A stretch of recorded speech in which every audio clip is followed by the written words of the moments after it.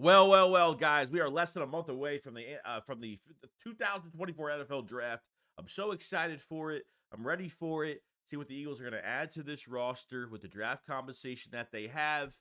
The Eagles have brought another defensive end on a pre-draft visit, which is really shaking things up right now. And a past player that has had a top 30 visit so far. That the Eagles have very high interest still in this player. We're going to go over DeVonta Smith's contract and a lot more things regarding Jalen Hurts, Saquon Barkley, the running back core in general. Should be fun. So let's get into it.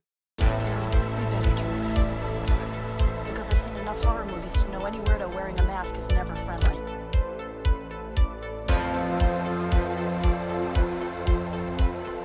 Yeah, what's going on, guys? I hope everyone's having a fantastic day today. So I want to go over, the first bit of news. We're going to go over. We're less than a month away from the NFL draft. Okay, I think the Eagles are still strong in the market when it comes to, in the free agency market. I think safety is definitely a top of their list still till we see what's going on with Julian Blackman, Isaiah Simmons, Justin Simmons, Isaiah Simmons, and Julian Blackman. So there's are a few safeties still out there. But talking about the cornerback spot, where it looks like a lot of the front office members of the Philadelphia Eagles, a lot of the organization in general, are still very high on Cooper DeJean so far. A guy that didn't work out the combine, sticky coverage. Reminds me of Trevon Diggs a lot, especially when he likes to, kind of jump some routes and put his hands on the football. And I think he's real slippery. I think he's very tight on coverage, and I think he's a great tackler. I think he's physical. I think he's got some pushback to him. And he's a hybrid guy. I think when it comes to the Philadelphia Eagles and how they could take advantage of the situation with Cooper DeJean is because, what if he doesn't have a good pro day? His pro day is on April 8th. So we're going to find out about Cooper DeJean and how good he is at his pro day. If it's bad, if it's good, is he going to, drop down in this draft, or the Eagles are going to get a high complimentary corner to be added to because at the end of the day, guys, we don't know what's going on with James Bradbury. Okay, if Bradbury's not moved by this point, I can feel like he is on this roster. The Eagles have no nickel cornerback right now. Isaiah Rodgers could move to the inside, but I don't know if that's going to be what they really want to do. You can't put Eli Ricks inside. You can't put Keely Ringo on the inside. You signed Tyler Hall. I mean, you really, you add a couple bodies there, but there's really nothing, promising. Avonte Max still hasn't signed a contract with anybody yet. They let him go early on a $2 million release. Cap coming back for Avonte Max to go find a team. And if they haven't given Bradbury the same respect and released him before June, I know they could designate him post June if they want, but I think they like to be fair to their players as well. And Bradbury only cost $4 million for the year. I get it, but under Vic Fangio as a consultant in 22, Bradbury played really good with a good pass rush. Now with the HaasonReddick stuff going on, you kind of question some things of which direction they're going to go in this draft. But it seems like Cooper DeJean has been one of the top targets, and all I hear about with the Eagles organization is they really do like him a lot, and you could put him anywhere. So if you're already set at outside cornerback, you could put him inside. And then, God forbid, Bradbury gets hurt, or if he's still here, let's just say he's here. Let's see, Bradbury's here for the 2024 season. He gets hurt. He's got to be out a few weeks. You could, slide a guy like Cooper DeJean to the outside, and then maybe stick Tyler Hall to the inside. You could always move guys around. You have Chauncey Gardner Johnson, hybrid guy. Potentially, they can get Justin Simmons, another hybrid guy. The more hybrid guys. Sidney Brown is hurt right now, but it's another guy that's going to come back this year. So more guys can play multiple positions and play them well. The better chance you're going to have that you're not going to really miss a heartbeat with this defense. And it's great. I'm glad they have interest in him. I would not mind drafting him, especially if you could just throw him anywhere into your secondary. I think that's just fantastic. I mean, I don't want one guy to play one position, and most guys in the draft can't play multiple positions in the first round. So to have a guy like this just adds a ton of value connected to this Vic Fangio off-ball type system. Can cover a lot of ground with his legs. He's fast. He's quick. So excited to see the Cooper DeJean and his pro day on April 8th, see how it goes. And we'll get more into that as the time rolls on. Now, it looks like the Philadelphia Eagles have a lot of interest in another defensive end coming in. Marshawn Nealon at 6'3", 267. Combine wasn't that bad. Testing was pretty good at 4.7 in the 40. Very athletic guy. 37 pressures, 28 hurries, 3 quarterback hits, 4.5 sacks, 2 forced fumbles, and 7.5 tackles for loss. Okay. Now Marshawn Nealon of Western Michigan. It's one of those. It's going to be a day 2 pick, guys. So he's most likely going to be going day 2. I know everybody doesn't want to hear that because after what happened a couple of days ago with HaasonReddick, it's almost hard to replace production like that. And you're definitely not going to get it with Marshawn Nealon, but he will be a good rotational guy if they do end up drafting an edge guy in the second round. If they, and I'm not saying they have no chance on getting some of these first round guys. This is just somebody else that they're bringing in on a pre-draft visit.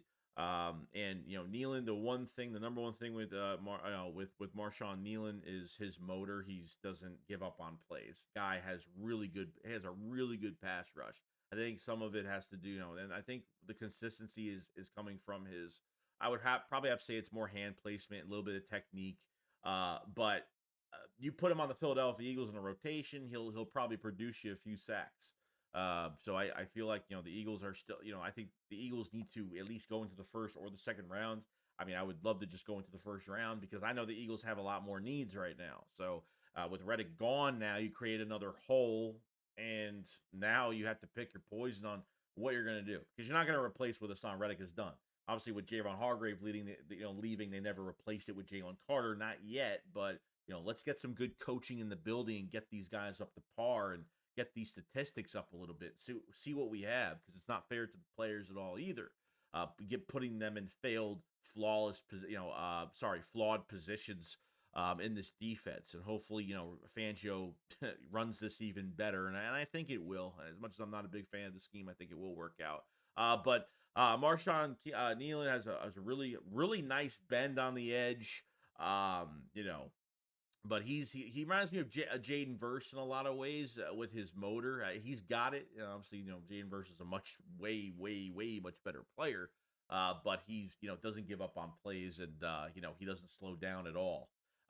Whether he's out of the play or not, he could be 10 yards away from a play and he'll go run and try to tackle somebody. So there is a high work ethic with Marshawn Nealon right now. So I think this would be a good pick if this is the way they want it to go, and if this is the only move that they're going to do at the edge. Is it enough? Probably not.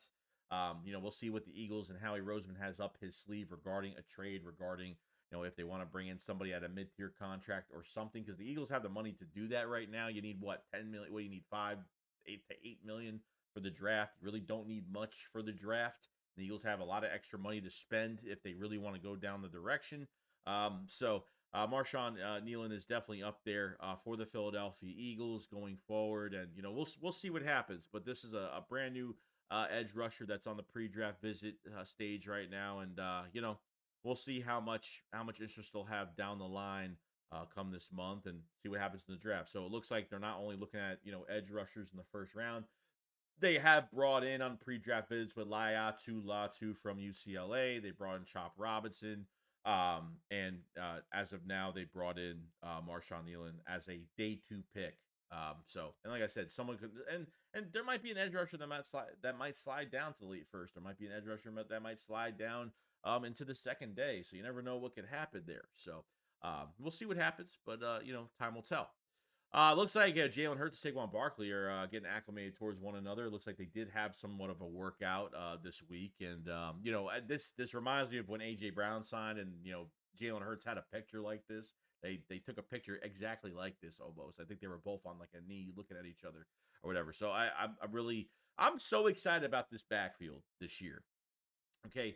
And I think a lot of guys are working their tails off this offseason. I mean, you have a legit third down back now, which means to me, in my opinion, is that, Kenneth Gainwell is not going to get as many reps. But, Gainwell's on the last year of his deal. And because you're paying Saquon Barkley $12.5 million the next 2 years, third year is an option year, and the cap hit for Barkley is only 3.9 million. I mean, it's dirt cheap this year. Even the next 2 years is cheap. It's not expensive at all.